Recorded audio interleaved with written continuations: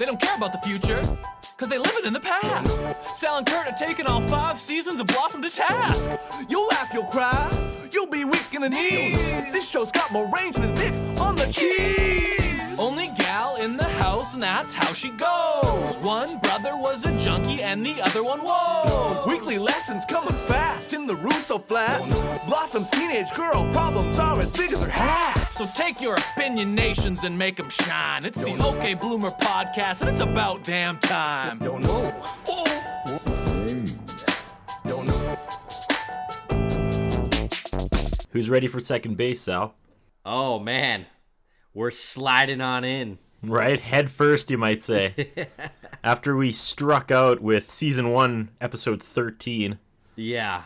So the big question is, does Season 2 start on a strong note? Well, we're about to find out. I can't wait to hear your thoughts on it. I'm, so excited every week now.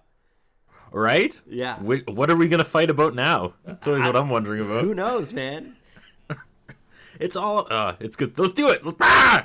All this energy. Let's do it. So this week we're talking Season 2, Episode 1. It's called Second Base, and it first aired September 16th, 1991. Give us the rundown, buddy. You're like The Rock. Give me the rundown. The Rock says. Disney Plus. Blossom recalls a dilemma over intimacy. That's 6 words. That's a 6-word synopsis. Maybe 6. Jenna Von Oy is writing these, Maybe. And that's her challenge. Yeah. That's like you cracked the code. It's like the 6 code herself is writing she's like 6 Riddler. word. She's like the Riddler. Right? Yeah. It's got to be Jenna Von Oy. That's what she's doing these days when she's not doing sit-ups. Oh my God, have we cracked it? Season 2, Episode 1, we figured it out. It was Jenna Von Oy this whole time. It was me, Austin. It was me, It was me all along. So that's the one that sucks. Yeah.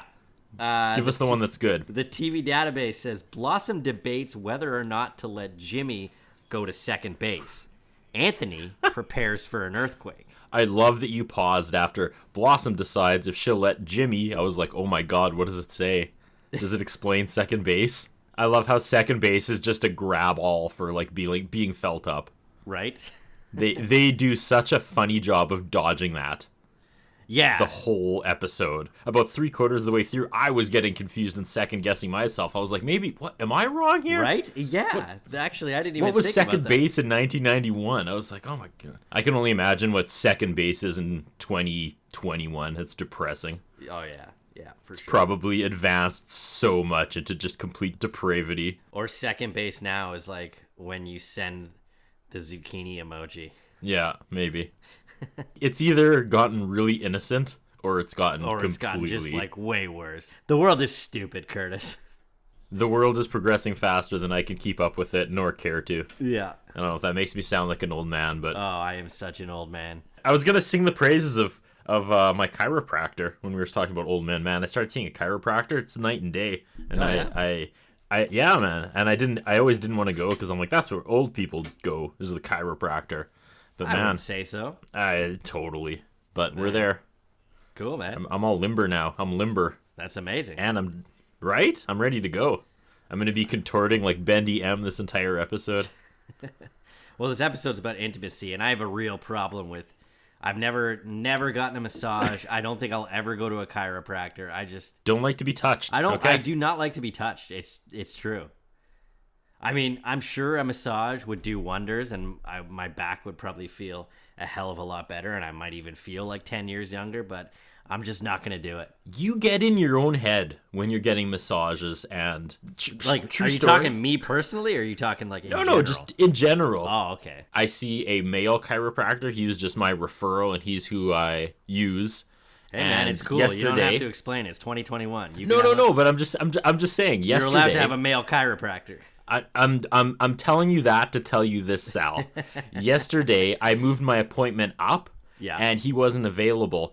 So they booked me with a different chiropractor, and it was a female. And I swear to God, the first thing she did was grab my butt. Wow.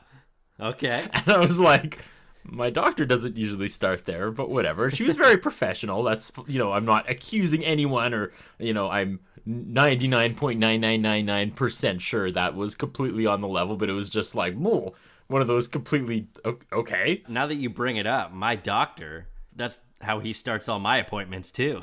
Yeah, right? I went in for strep throat and he was like, let me touch your butt. Sometimes he just stops by. He's like, house call, and he runs in and grabs your butt. We should ask him what second base is. Yeah. I would love, that should be a documentary right there. 1991 second base against 2001 second base. Nobody even knows what, like, baseball euphemisms are anymore. My friend. What's up? Why don't we go to IMDb and I will read you this synopsis. Yeah, all right. Second base. 32 people voted, and it's a 7.3 rating. Okay. Blossom reminisces in her diary about boyfriend Jimmy and the possibility of going to second base. Tony obsesses over earthquake preparedness. Not 100% sure that's a word. Preparedness? No, I think it is. Is that a word? Okay. Yeah. Nick writes a eulogy for a friend who died too young. I think the IMDb one is pretty damn good, though. That's pretty airtight. Right? And as I was reading it, I was going back through season 1. Yeah. Reading them. And they're really good, except for, like, they lowball a few ones. Like, Dad's girlfriend is Blossom has problems with her dad's new girlfriend. Some are, like, a paragraph and a half. But, okay, I cannot for the life of me remember if we talked about this. I am either going to disappoint you, Sal, or I'm about to blow your mind. Are you ready for this? I'm ready, man. Let's hear it. Okay, I was going back through season 1, reading the synopsises like I just said. Yeah. And I was like, oh, Blossom blossoms, where it all began. Blossom reaches puberty and substitutes an older friend for her absentee mother to talk about it. And then, Sal, I notice on July 5th, 1990, 1 year before Blossom blossoms, there was a pilot. Yeah. We talked about this? We didn't talk about this, but I knew that. Okay. Blossom hears her parents arguing. They tell Blossom they have an appointment with a lawyer. Blossom dreams about what it'll be like if her parents divorce. What am I looking at? What is the deal with this? Not to be Seinfeld. It's the pilot that aired 1 year before the series got picked up. And we never talked about this. We've never talked about this on the cast, but I actually discovered it last week in doing research for last week's episode. And I almost suggested on the cast that maybe instead of jumping to season 2, episode 1, we try and find a copy of the pilot online somewhere and review that instead. So if we can find a legitimate copy of the once aired pilot, I think we should review it on the show. Absolutely. I'm fascinated to see if it's the same supporting cast. Right? Like, is her dad the actor that plays Nick Russo in this pilot? Were these people on call for an entire year before it got picked up? Well, that's kind of how it usually goes, or at least how it used to. I guess, in yeah. Network television, right? Like, you'd make the pilot a year before the series gets picked up. Was their divorce really her fault? We'll find out. We'll do right. it one day. Maybe that should be the last episode we ever do, is go back and find the pilot. We should. That's a really good idea. All right, so we'll save it till the very end. People will get stuck in a loop. They'll be in Blossom hell. They'll be like, all right, the show's coming to an end. What, the pilot? And then they'll start season 1, episode 1, and oh God, she got her period again. That's brilliant. Bobby's this podcast back. is never going to end. It's just Bobby's never going to end. back. We'll review every episode again a second time. We'll just keep going. Yeah, and then and as our lives progress, maybe we'll change our opinion on things as we go. That's optimistic. As our lives progress, I would say, as our lives spiral. Yeah, what was I thinking? I'm coming out of this journey in Anthony. Let's not kid ourselves. So the first note that I wrote for this episode is Rochelle Rosette Schaefer still has a job. The first note I wrote was, after the suckathon, that was the season 1 ending, I don't think the verse, don't know about the future, has ever been more real. All right, man. New intro. Let's put on a pot of coffee, folks. We have a new Blossom intro. You want me to do this? I've been dying to hear what you have to say. 3, 2, 1. We have a new Blossom intro, Sal. So Mayim cartwheels in wearing Sally from Nightmare Before Christmas' skirt, red leggings, and my grandma's yellow sweater that's 6 sizes too large for the gal. She flips, and it goes over her head as she does her cartwheel. From there, we hit outfit 2. Tiny green tank top and a black miniskirt with suspenders and knee pads. Why knee pads? I don't know, but everything has flowers glued to it. And while I low-key ragged on Mayim for not really knowing how to dance next to Jenna Von Oy in Season 1, girl can dance now. She must have taken some classes in between Season 1 and 2. She's got moves. Season 1, Blossom was going through the motions. Season 2, Blossom, yeah, she can dance. Outfit 3, she's dressed like Madonna with pinstriped suit, black and white stripes, does some voguing. It doesn't last long before we jump cut to white flower overalls and one of Nick's button-up blue dress shirts. Then she's dressed like Six. White and red striped leggings, long black dress, and a pink bowler hat. If you went to JCPenney in 1991, ladies, and these were your only choices, my heart breaks for you. So she's dressed like Six if Six was on her way to a funeral. And then what do we have here? Bernard Hughes as Buzz Richmond. Yeah, we get a new character apparently, but whatever. She does a front cartwheel, step over, whatever it's called. She's back to her original outfit where grandma's oversized sweater flops over her head a second time. Then she drops it a frame, pops back up as Funeral 6 once again. And there we are. I like this intro way better than the first one. Right? It's so good. Jenna Von Oy made the main cast. Her name is now featured in the credits. And yeah, Bernard Hughes as Buzz Richmond. But he's not even in this episode. I made note of that too. Judith D. Allison is the supervising producer, along with Bill Richmond, not to be confused with Buzz Richmond. Clearly writing for himself here. I wrote brilliant. Brilliant. First scene. We get the Too Many Cooks exterior of the house with what sounds like new music. Very loud flute. Yeah. That goes away way too late. So Blossom's frantic in her bedroom. She opens up her closet, pulls out a backpack, and inside the backpack there's a brown paper bag. I thought she was going to pull out a bottle. Right? Or a gun. Maybe it was a gun. Could you imagine? But no, it's a diary. Yeah, she's got one of those diaries with a key, so you know it's legit. So there's like a voiceover in her head, and she starts telling a story about Jimmy, another boyfriend that she apparently has that we've never heard about before. They just keep coming. Joey enters the room and he doesn't knock, so then Blossom tells him to knock and he leaves and then goes back outside the door and knocks. And he's wearing a kick-ass dinosaur vest, or at least it looks like it. I said he's wearing a vest made from movie theater carpets. It's true, yeah, totally. If I can get technical for a second here, okay. They got a new editor or something. Did you notice how odd the shot selection was? And I'm not saying this to be a snob, but this just was so different than how the show was cut in season 1. He comes back in, she asks what he forgot to ask her, and suddenly there's a super weird close-up single of Joey, and he's like doing this painfully confused reaction. And then it cuts to a close-up of Blossom as she reacts, and then it cuts back to like a 2-shot. Like, they never did that in season 1. They always kept it on a 2-shot. They never would like snap into a head and shoulders reaction shot. It ping pongs. That's true. I didn't notice that. I don't know if they've ever done that close up of a single shot of a character yet in Blossom. So is that a good thing or a bad thing? It was just a completely different style, because usually they just let the dialogue go. Right. And they just hold on a 2-shot. Some editor and director were trying to justify their jobs. Yeah. I fear this may be the beginning of the decline into the unbelievable stupidity for our Joey character.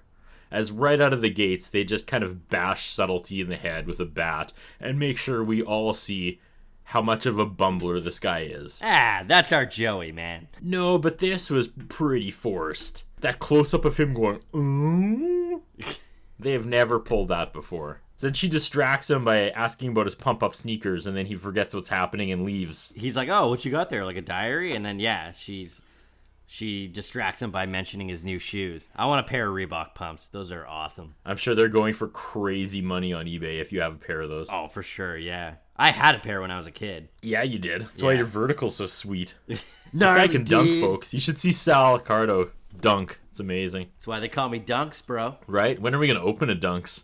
We got to do it. I don't think there is one in Canada. It's us, man. So donate to our non-existent Patreon, because this is just a vehicle to eventually open up a Canadian Dunkin' Donuts. As Joey leaves, I noticed for the first time, he is wearing Stone Cold Steve Austin's denim shorts. And that made me unbelievably happy. And he's got the vest on. So Nick barges in and asks her about words because he's writing a eulogy. All the side stories are coming at us just like hot and fast right now. Yeah, right?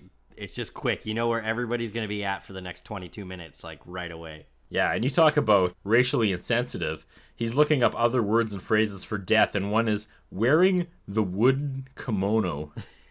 I have never heard that before. No, one that I wrote was join the choir invisible. I think that one was my favorite one. Yeah, I wrote, come on. And then out of nowhere, Joey runs back in and gives his dad a boot stunner. By God, it's Joey, it's Joey, it's Joey.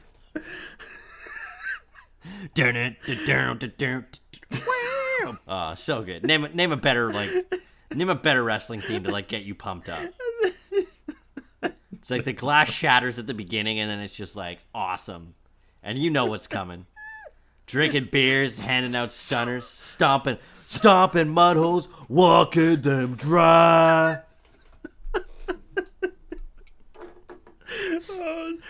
If Joey Lawrence played Stone Cold in the Stone Cold movie, that's all I want. Joey Lawrence is Stone Cold Steve Austin. The Rock says this white trash talking son of a bitch. Whoa. Whoa, son. Whoa, son. I'm coming up here with my pornography, trying to get my driver's license. I'm trying to call a damn sex line.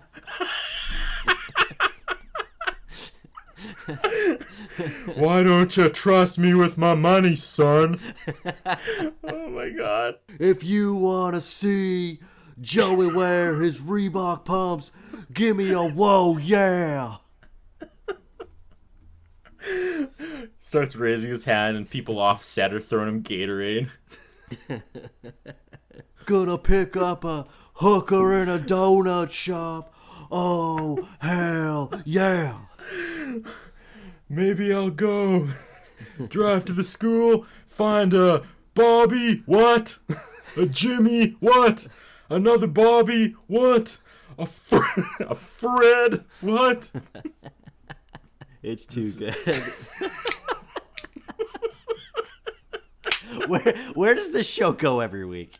Like, we don't plan for this. The funny thing is, I fired it all at once because my next thing I write is Blossom keeps trying to write in her diary, but now Anthony barges in looking for a sterno, and I don't know what the hell a sterno is. Is this his new thing? He's a conspiracy theorist? And I said, outside, Joey runs over Anthony's car with his 316 monster truck. Oh, no, you didn't, Anthony. So worried about earthquakes, son. You shouldn't be worried about earthquakes. I got a damn stunner for your ass. I got your earthquake right here, you son of a bitch. Oh my God, Steve Austin is the best. Just Joey Lawrence is Steve Austin. That's all I can't get past it. Yeah. You might as well stop listening now if you don't want to hear this for the next hour, folks. This is all you're This is going to be this week's thing. We didn't plan this. So, yeah, Anthony comes in asking about sterno, and then he talks about powdered eggs. He's basically prepping for an earthquake. He actually is prepping for the big one, which is... What's a sterno? Sterno's like canned heat. It's like something you'd bring when like you're camping. I actually found this super interesting, and I went in on like a huge deep dive because Anthony's talking about the big one. I'm all about the big one. We actually had a conversation in my house last week about this. What is happening? Apparently, California is like overdue for a gigantic earthquake. So I actually had to look it up because I've heard this for years, and it's actually preventing me from wanting to ever go to California. The big one is a hypothetical earthquake of a magnitude of 8 or greater on the Richter scale, and it is expected to happen along the San Andreas fault line. And it says, such a quake will produce devastation to human civilization within about 50 to 100 miles of the quake zone, especially in urban areas like Palm Springs, Los Angeles, and San Francisco.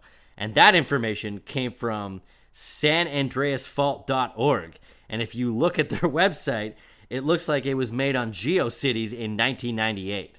Your takeaway from Blossom was paranoia about natural disasters. Oh, yeah. That's wonderful. But to be real, like real, not making fun of you in any way, this is serious talk. Yeah.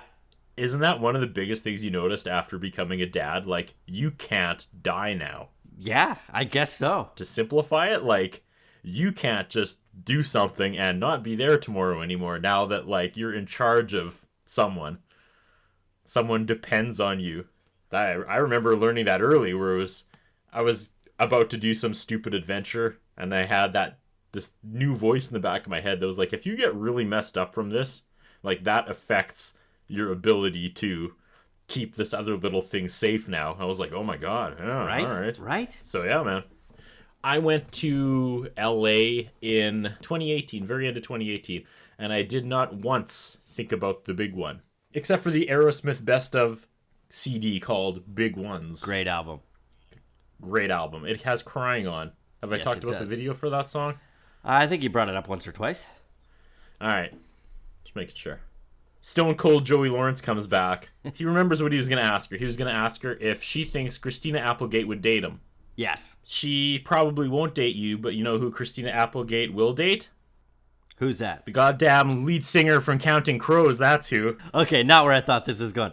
This is what I'm talking about. Joey Lawrence, like, keep doing your 300 crunches a day, like, weigh your food portions and scour the ingredients of everything you eat so you can have that chiseled six-pack and look like a god, only to sit on the curb and watch as Adam frickin' Duritz just, like, sexily brushes the dreads out of his Muppet face and wipes the Cheetos off his goatee, and Christina Applegate just swoons like it's clean up on aisle panties.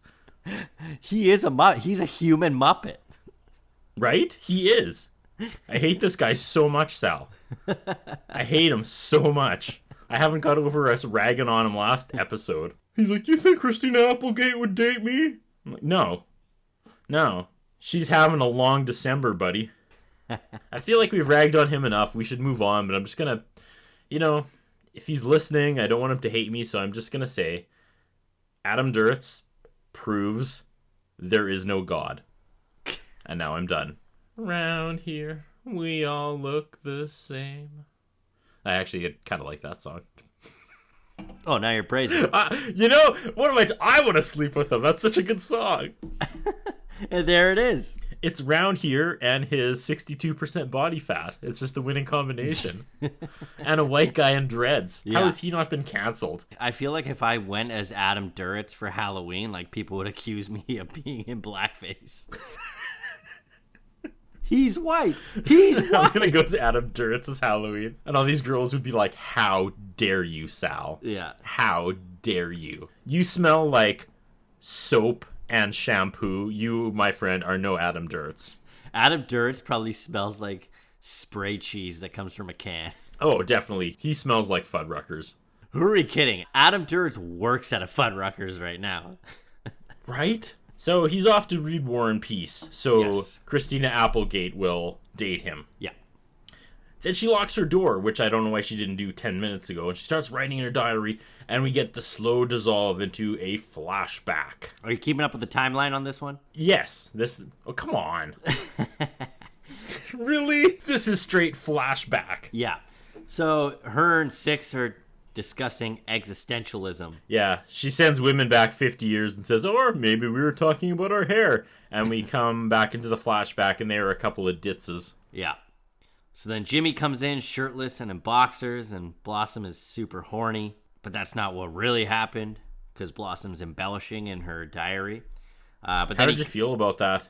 About what specifically? Like, how old is this kid? Yeah. Coming in his boxers. And then women in the audience were like cheering it, and I was like, that's a little odd. That's a little odd. Yeah. Because again, if like Blossom came in a bikini and there was men in the audience, be like, oh yeah, like that's weird and gross, and Yeah. I said we were watching a whole different show right now. Yeah. Jimmy, who we've seen before in the show as Jordan. And I actually wrote this at the end of my notes, but I guess we might as well talk about this now. Justin Whalen is our first two-time pit member. Who was Jordan? Jordan was the guy in The Geek who tricked Blossom into going out with Fred. Really? Yeah, he was the guy that was like, I've always loved you, Blossom. Wow.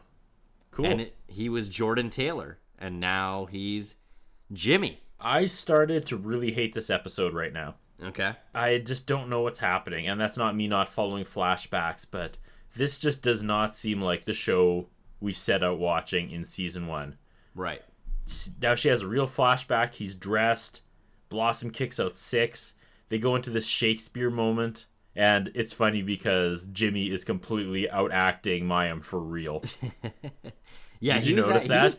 He was pretty good. He was so good. Yeah. I was like, damn, son. You shouldn't hire people there that are going to outshine your main star there, Paul Junger-Witt. And I thought they were Leo both pretty good, but yeah, it was... Nah, he was acting circles around her. I was like, this guy knows his stuff. No offense, Mayim, if you're listening. You did just fine, lady, but man, he was good. Yeah. So then it cuts back to Blossom writing in her diary in her room out of the flashback. Joey barges in. Or no, he tries to come in again. Blossom locked the door. He comes in and he thought War and Peace was a magazine like Guns and Ammo. This scene is stretching, and I'm not used to this goofiness in Blossom. This Blossom ship is trying to find smooth waters in this new choppy sea, and we go back to a third time of him coming in. Yeah. She's writing in her diary, and she says that if she's embellishing the details, it's because she's never had anything really interesting happen to her before. Excuse me? How about sneaking out of private school and tricking everyone to join the public school, having the most popular guy in school fall in love with you and take up celibacy only to go away to college? How about costing your father's relationship with his new girlfriend? How about her brother's junky girlfriend stealing things from her house and she stops the marriage? And how about her and Six sneaking away to a makeout party and getting busted hiding in the bathroom? How about having a huge fight with her best friend only to make up at a concert where the band pukes on the crowd? How about getting tricked into going to the prom with a school nerd and destroying his heart? How about writing an entire song for a music class while her brother was kicked out of the house? How about finding out her slut father may have a child with an Irish waitress named Arlene McCafferty, and she might have a fourth sibling? How about her other boyfriend who went away to college coming back, taking her out to dinner and dumping her ass, which is fine until her dad made her cry? Yeah, nothing ever happens in the Russo house there, Blossom. Joey pounds on the door. It's locked. He's off to write Cindy Crawford a letter, then masturbate. Give me a hell yeah.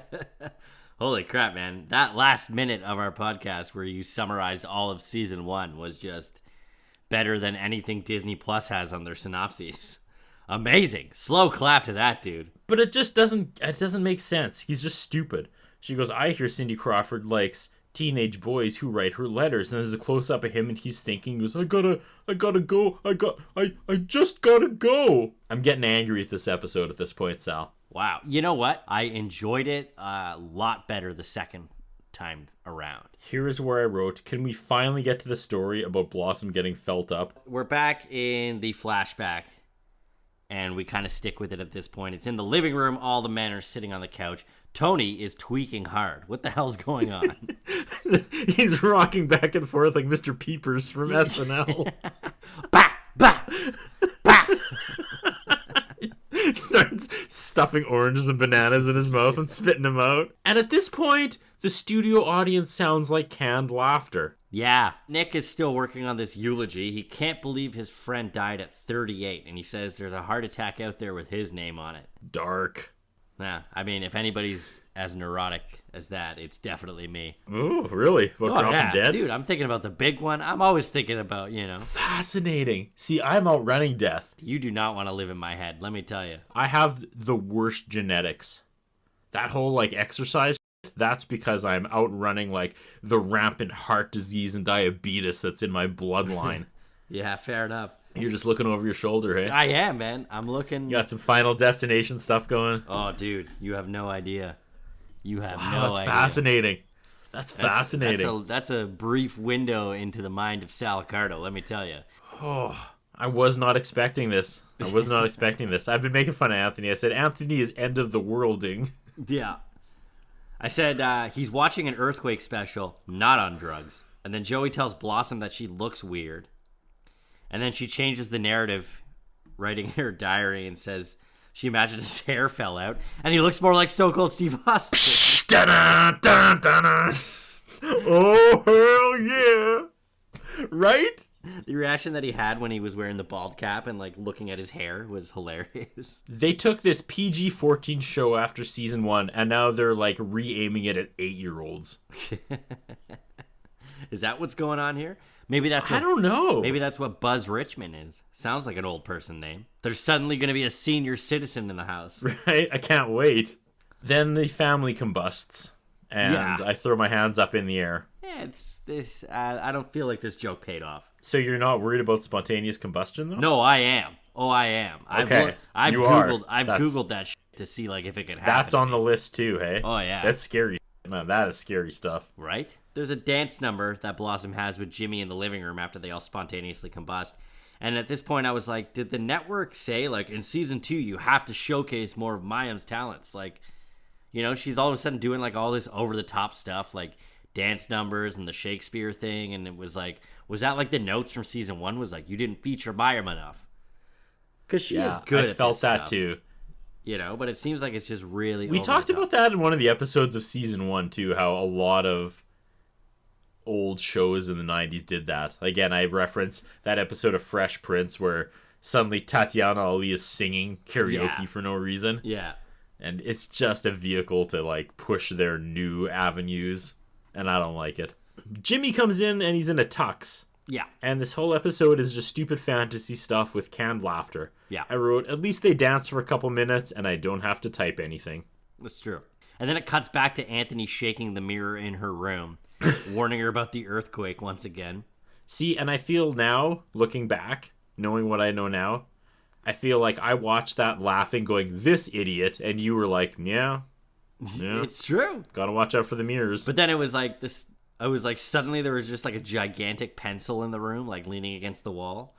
Right. And he was like, you better watch out. This could be used as a giant projectile. Anthony is now in a room worried about earthquakes and tsunamis and other disasters, but none are bigger than this episode of Blossom.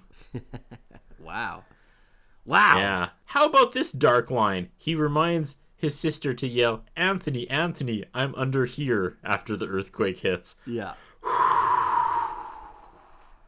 That one didn't feel good. No, but he's not wrong. No, he's not wrong at all, and that's why it landed so hard. If they're expecting an 8 on the Richter scale, it's probably going to be that devastating for California. I want to make a country band called the Florida-Georgia Fault Line. Now that you've introduced the word fault line into my vocabulary. Jimmy and Blossom are on a park bench surrounded by fake plants. Fake plants and a weird fence you only see at a graveyard. Yeah, that's true.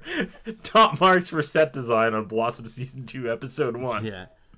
I don't know what they wasted the budget on this week. Maybe it was paying Buzz Richmond to come into the cast.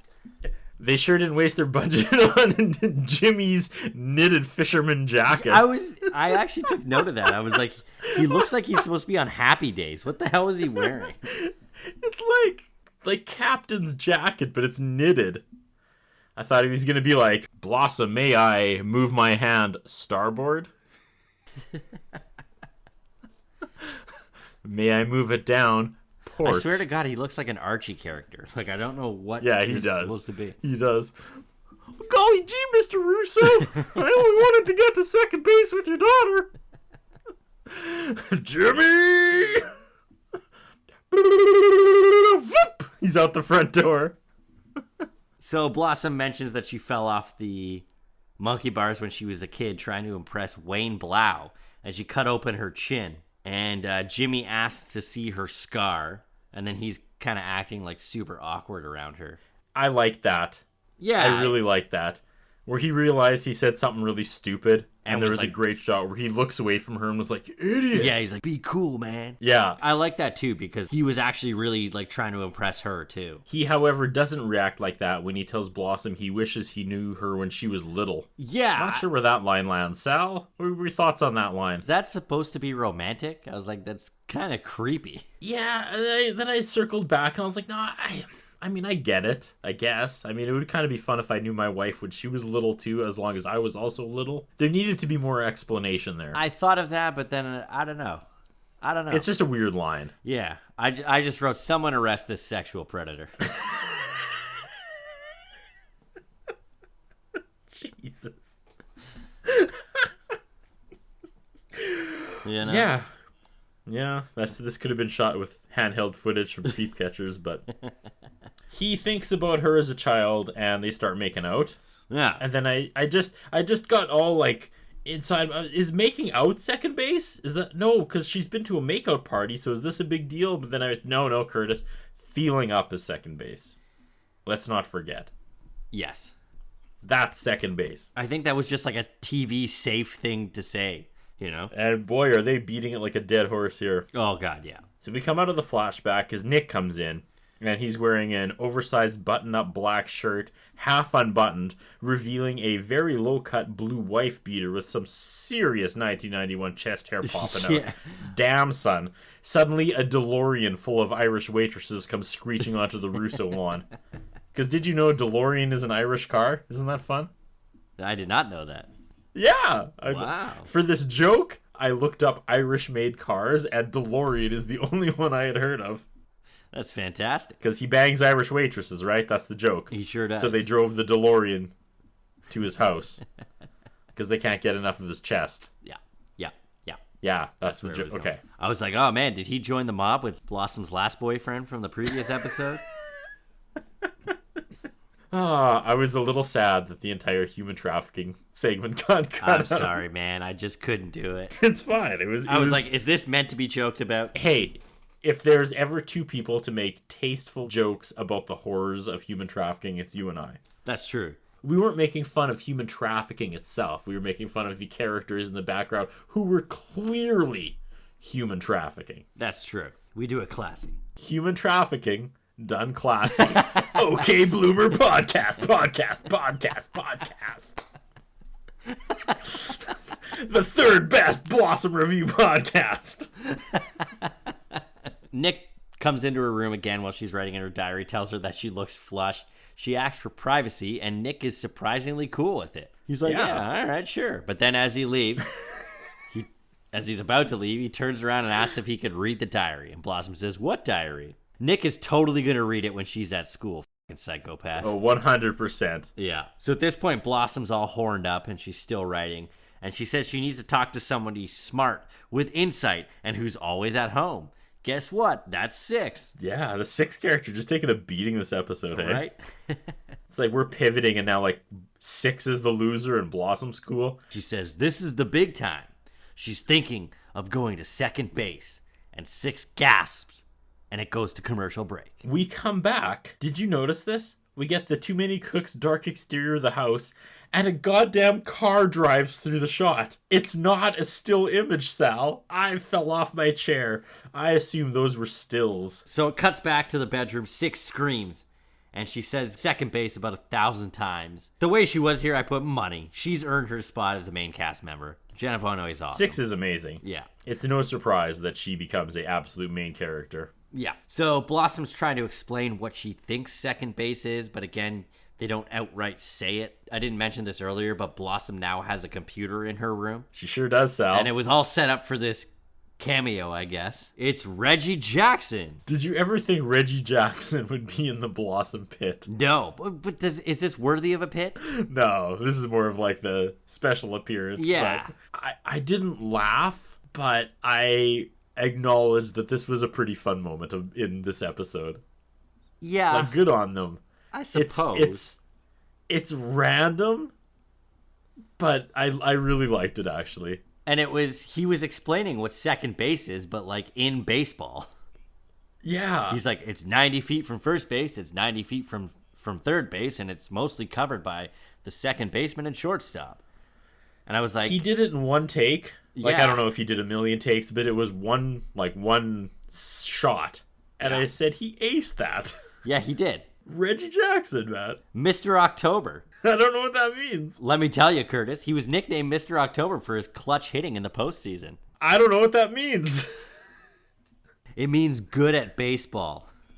Thank you. Okay, Reggie Jackson equals good at baseball. I kind of skimmed over it, but there's a whole section on his Wikipedia page about vehicle and parking related attacks. What? Yeah, he was a victim of like an attempted shooting and then a lot of vehicle incidents. It's on his Wikipedia page, man. You should look it up. I thought you were going to say his Blossom appearance is the only thing on his Wikipedia page. No, man, but then he's got a pretty hefty IMDb page in the 80s and 90s, too. He's been on Different Strokes, The Jeffersons. He was in The Naked Gun. He's been on MacGyver. He was in the Richie Rich movie. He was in Basketball. And the list goes on. Oh, God. All that was white noise except for MacGyver. I'm sure it was like, oh, the only way we'll get out of this alive is if someone can throw a curveball. We need to hit this bomb out of the stadium. Hey, did somebody say they needed a bomb hit out of a stadium? Reggie Jackson! Hunt for Mr. October, or whatever he's called. Can we really go dark for a second, though? Sure. Am I to believe that Reggie Jackson has just been silently listening to all the events going on in Blossom's room for weeks now? Yeah. Really think about that. Betcha Reggie has seen and heard some dark stuff. Well, I mean, the internet wasn't invented then, so technically, I don't even know how he appeared on the computer. He was clearly listening to this conversation and it was like, oh, second base, I have something to add. So this scene actually ends on like probably one of the biggest jokes of the night, where Six says, it seems like just yesterday we were talking about putting on bras and now we're talking about taking them off. The live audience is back and they appreciated that line as they should. Yeah, they loved it. That is one of the best lines of this show so far. Absolutely. That was well done. And they let it breathe. It got applause, man. It was an applause break, and that's how. And we talked about last episode where like the ending of scenes were very weak. Yep. It's like Rochelle like stepped up her game. Yeah, she knew she was off. So it's back to Blossom writing in her journal. Joey knocks on the door now. For the first time, I noticed he's also wearing a plaid fanny pack. I said that too, so I don't know if he was wearing it before because I noticed it here. I couldn't tell either. I just hope he pops out a couple of Joey Wisers and drinks with his sister before stuttering her and then reading her diary. He asks if she's mad at him. She says no, and he goes, well, Dad told me not to bother you, so I came up right away. Yeah. I wrote, Sal, they're dragging this show, screeching and sparking, back on the tracks these last few minutes. Hope is not dead. They turned it on. Like, the rest of this show is good. Yeah. This scene actually had me cracking up quite a bit. Yeah, for sure. Blossom explains that she wants some privacy, and just then Anthony comes in. And then he goes into Joey because he's eating one of his emergency survival bars. Yeah. This is great stuff. The show is working again. He's eating the energy bar because he didn't have enough room in his emergency kit. He cleared it out for a hairdryer, clean underwear, and condoms. If he's the last man alive, then he'd have to repopulate the earth. Then he'll be glad he brought those condoms. There's kind of like a pause here where Joey puts his arm around him and he's all proud about what he said. And both their reactions to what Joey just said are pretty amazing here. And the audience is loving it too. I'm loving it too. Right? And this is what I'm talking about with classic Joey. Yeah. Like, Anthony thinks he's an idiot, and that's kind of the joke, but Joey knows what he said, because he would trick the last alive females into sleeping with him over and over and over in hopes of repopulating the earth. Right. But really, he would just be sneaking on condoms each time to have them keep coming back to try again. It's every also month. funny. I'm kind of more like the Anthony in this situation, whereas like it's funny where Joey's mind goes to. He's like, yeah, I'm down. Yeah, like, this is going to be a good thing. It's like, yeah, I could be the last man on earth. Like, that could be my chance. Like, it's just funny, like, where Joey's mind goes to. I don't know who I think like in this situation, but I wrote, Joey 316 says, I'm going to trick all the survivors into sleeping with me. Great scene. Blossom continues in her diary and says she wants to think with her head and not her hormones. Ah, nice. Right? We're getting back to what makes this show great. She decides that she needs to talk to somebody about her decision, and for whatever reason, she thinks her dad is the best option. Yep. So, downstairs in the kitchen, Nick is still writing this eulogy and dealing with the death of his friend. He talks about how last week they were out and Charlie wanted a cheeseburger and opted not to get it because of the fat content, and he died anyways. And at this point, Blossom's talking to her dad about making an important decision, and Nick says, Carpe diem, seize the cheeseburger. When the moment's gone, it's gone. And he doesn't know what he's getting into here, clearly. This may be one of the cleverest scenes of the show. Right? This is an incredible moment for the show, taking everything we know about the Nick character and how this come to Jesus moment about living life, it's firing against the one thing he's so scared about. Yeah, exactly. It's brilliant. It's so brilliant. Yeah. And then Blossom's like, so you think I should just go for it? And Nick says, in a big way. And that might be the loudest audience laughter of the night. I loved that scene. I loved everything about that scene. Yeah, it was great. They were both, like, the actors were on fire in that. They were having so much fun. So Blossom is reading Dear Abby. I'm guessing that was a thing, but that was before my time, I guess. So Nick barges into Blossom's room before her date, and I guess he's had time to think about the conversation that they had in the kitchen earlier, and finally realizing what he was telling her. So he basically here tells her to use good judgment, tells her that she's still young and not to rush anything. We're back to season 1, episode 1, Nick, where he's trusting and he's got the nervous dad energy, but is like, I trust you to make the right decision. Yeah, but he's not like, so I don't know how we dipped into the completely paranoid and off the handle Nick that we had for most of season 1. Because I like this Nick. Yeah, and then hard cut to the next scene where Blossom and Jimmy are going at it in the backseat of the car. I wrote, I'm in bizarro Blossom land. Usually when the episodes are bad, they start out okay and slide downhill into bad. This one started out bad and is climbing. I'm invested. I'm actually extremely curious to see what's about to happen with 2:53, including credits, left. They find a clown shoe in the back seat. Apparently, Sal. All right. Sal. I'm sorry. We painfully explained the Robbie Williams because I'm cocky inside joke to the listeners last week, and now, one episode later, we have a nod to probably our second biggest inside joke of our friendship. Yeah, it's true. A clown shoe. That's like the number 2 punch of our friendship. And here we have a clown shoe on Blossom. It was meant to happen. This podcast was meant to be. So they find a clown shoe in the back seat. Blossom is starting to question in her own head, like, is this the right time? Do I really want to do this? She's like, he hasn't even said I love you yet. And then at that point, Jimmy says, Blossom, I really like you. And Blossom goes, close enough. And then they start going at it. Amazing. I love this episode. I hated the first half, and the second half just completely just punched above its weight. So Blossom's about to write whether or not second base actually happened, and it cuts back, and an earthquake actually hits. This is such good writing. I was not expecting that. Me neither.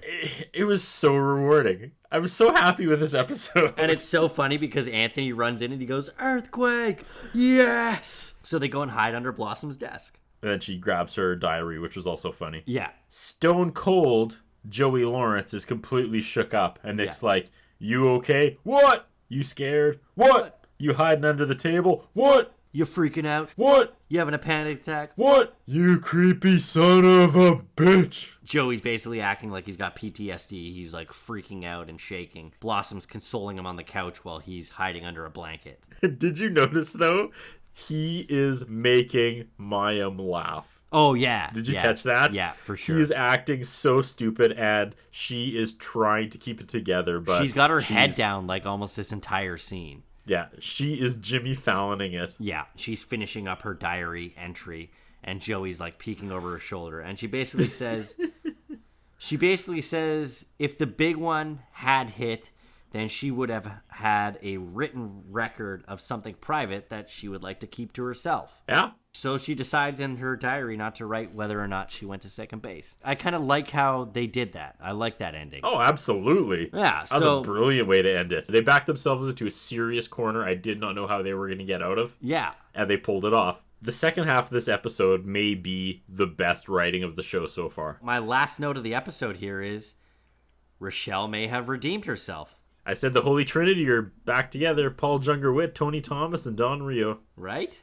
Our guest stars this week, Reggie Jackson, who we already kind of talked about earlier. Our first pit member for season 2 is Jimmy, played by Justin Whalen, who played Jordan Taylor on season 1, episode 8. So right now he's in a class of his own because he's the first 2-time pit member. Where is Buzz? Why would you put Buzz in the intro if he's not even here yet? Next episode, we're going to review Season 2, Episode 2, titled, Here Comes the Buzz. No. Do you know who Buzz is? Like, honestly, do you know the character? No. Is he going to be like an uncle? I don't know. I didn't want to look it up. Yeah, I didn't look it up surprised, either. So let's just be pleasantly surprised next time. Surprised we shall be. Don't know. Don't know. Don't know. We need to hit this bomb out of the stadium. Hey, did somebody say they needed a bomb hit out of a stadium? Reggie Jackson! Hunt for Mr. October, or whatever he's called.